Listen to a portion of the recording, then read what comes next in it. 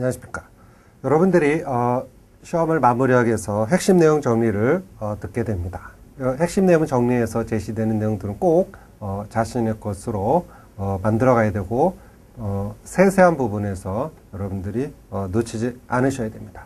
자, 그러면 인행사의 갖고 있는 구조를 제가 간단히 이제 그림으로 설명을 해드리고 결국 시험 문제가 어떻게 구성되는지를 설명을 해드리도록 하겠습니다. 자, 칠판을 보시면 기본적으로 우리가 갖고 있는 인행사의 큰 틀이라는 건 무엇이냐면 인간 행동에 관한 이해예요. 그 인간 행동에 대한 이해에 바탕이 된 것을 시험 문제 묻는 겁니다. 자, 그러면 여러분들이 시험 준비할 때 제일 중요한 게 뭐냐면 도대체 인간의 행동에는 어떠한 특성들이 있는가, 그것을 묻는 것이 제일 중요한 거예요. 그래서 첫 번째로 중요한 게 뭐냐면 발달에 관한 것의 개념을 우리가 묻지요. 그 다음에 또 우리가 발달의 개념을 통해서 이 발달의 원리에 대해서 시험 문제를 묻습니다. 그래서 요거 아니면 요거 둘 중에 하나를 시험에 꼭 출제한다. 그거를 알아두셔야 돼요. 그래서 인간 발달의 원리에 관련된 이론들이 있죠. 기본적으로 그 이론들의 가지를 통해서 결국 시험 문제가 출제가 되는 거예요. 그래서 일반적으로 처음에 관련되는 게 뭐냐면 프로이드 이론, 심리사회 이론에서 프로이드 이론을 묻거나 또 프로이드와 관련해서 이제 누가 있습니까? 에릭슨이 있지. 그 다음 누가 있어요? 칼 융이 이렇게 연결됩니다. 그러니까 시험에서 갖고 있는 특징은 프로이드와 에릭슨과 융의 이론의 기본사항을 정확히 알고 있느냐. 그게 핵심 포인트예요. 그래서 이제 심리사회적 그 성격 발달 부분에서 이게 성격 발달 부분이죠. 이렇게 볼 수가 있다. 인간을 이해한 데서. 그 다음에 우리가 이제 봐야 될 게 인간에 관해서 인지적 부분을 본다. 누가 나옵니까? 피아제가 나오죠. 피아제. 인지적 부분. 그래서 피아제에서 파생될 수 있는 게 또 누가 있습니까? 콜버글 이야기할 수 있고. 그 다음에 뭐 비고츠키 그런 학자들도 우리가 연결해 볼 수가 있습니다. 그래서 시험에 이 프로이드, 피아제는 단골로 출제할 수밖에 없는 구조를 우리가 갖고 있지요.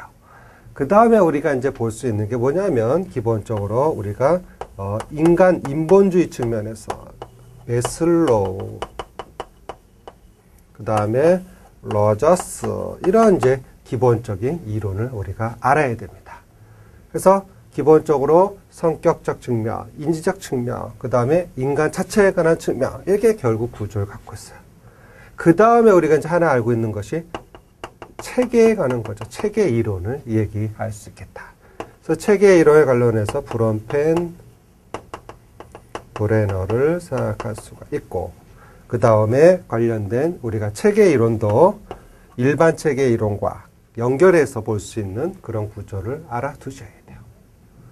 그 다음에 이제 이러한 특성을 가지고서 이 요소를 정확히 이해한 구조를 가지고서 시험이 이제 각 발달 단계의 특징을 알고 있느냐. 그래서 영아기, 유아기, 아동기, 청소년기, 청년기, 그 중장년기, 그 다음에 노년기의 특성이 나와. 그래서 여기에 단계에는 각각 한 문항씩 출제가 되는 거예요. 그러니까 결국은 이 인행사의 구조 속에 알아야 될 것은 여기 표에 나와 있는 거의 특징을 정확히 아는 것이 중요하다. 그럼 무엇을 알아야 되냐면 각 학자가 주장하는 개념이 무엇이냐. 첫 번째로 해야 될 게 그것입니다.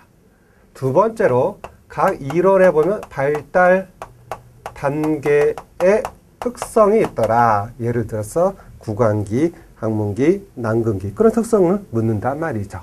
그러니까 결국 시험이라는 것은 이 학자가 주장하는 것이 맞느냐 틀리냐 그걸 묻는 거예요.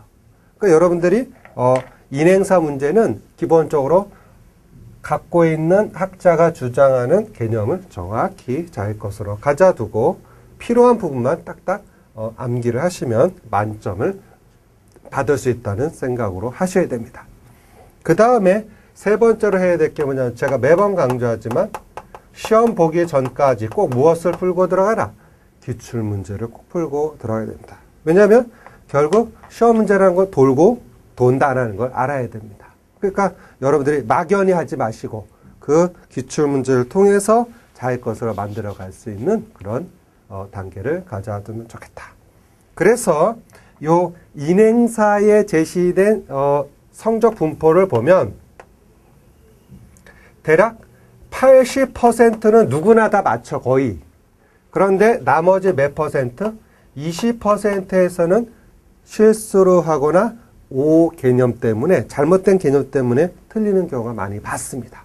그 오 개념을 좁혀나가는 것이 바로 실력이 되는 거예요. 그래서 그 실력 체크되는 게 바로 기출문제에 대한 내용입니다. 그러니까 여러분들이 인행사 문제는 여러분들이 뭐 엄청나게 어려운 문제가 아니고 정확한 기초 개념을 묻는 겁니다. 자, 이 바탕을 가지고 우리가 사회복지에 연관해서 문제를 이렇게 부합시키는 것 뿐입니다. 원리 아셨죠? 자, 그럼 출발해 보겠습니다. 그럼 이제 첫 번째 뭐부터 얘기를 하겠어? 발달에 대한 개념부터 이야기를 해야 되겠죠. 자, 그러면 교재를 보고서 자, 제시되는 핵심 포인트를 보도록 하겠습니다. 자, 교재 22쪽부터 보도록 하죠. 첫 번째, 인간 행동의 이해에서 한 번 출제가 됐었네요. 그래서 환경적 측면, 전생애적 발달, 인간의 성격에 대한 이해, 부족의 행동. 이건 한 번 나왔으니까 훑어보면 되고. 두 번째, 여기다 별표 쳐넣어서 인간 발달의 개념이 두 번 출제가 됐었지만 발달의 개념은 올해 또 나올 수가 있겠다. 그래서 발달의 유사 개념에 뭐가 있다? 발달, 또 성장, 성숙, 학습, 사회 등 있다. 여기서 구별이 될 게 뭐냐면 성장과 성숙이 굉장히 중요한 구별을 해야 되겠죠. 성숙은 뭐에 관련해서 유전적인 요인에 의해서 진행된다는 거 볼 수 있고 학습과 사회화는 환경적인 요인으로서 진행될 수 있다는 걸 우리가 알 수 있겠다. 그래서 기본적으로 발달에 관한 그런 내용들에 관해서 인식을 가져야 될 게 뭐냐면 성장과 성숙, 그 다음에 그 학습과 사회화 그거를 구별하는 것이 필요합니다. 그래서 발달이라는 것은 연속적이고 그 다음에 상승도 있고 하강도 있다. 그것까지 알아두고 유전과 무엇과 환경과의 상호작용을 얘기하더라.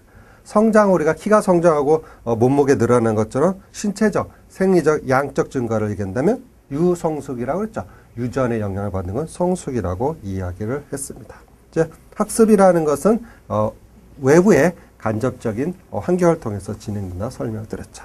다음 24쪽에 보면 인간의 발달 영역은 크게 신체적, 심리적, 사회적 측면으로 설명할 수 있겠다. 그러니까 인간이 자기가 갖고 있는 신체 골격과 그 다음에 개인의 감정과 인지, 행동에 관련된 심리적 부분과 그 다음에 사회적 차원으로 나눠진다는 것을 에릭슨의 이론으로 바탕으로 제시를 했습니다. 그래서 그것도 참고로 알아두시고 그 다음에 25쪽에 인간 발달의 특징으로서는 첫 번째 양적과 질적 변화가 다 있다. 그러니까 인간은 단순히 양적인 키만 크는 것이 아니라 사고의 변화에도 질적 변화가 있더라.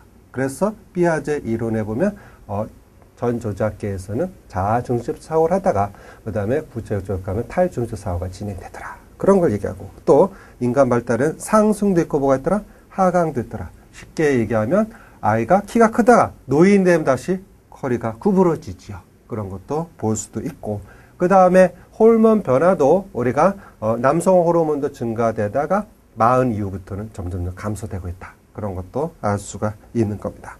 그 다음에 유전과 환경의 상호작용이 진행이 된다. 자, 그것을 특징을 알아두면 좋겠다.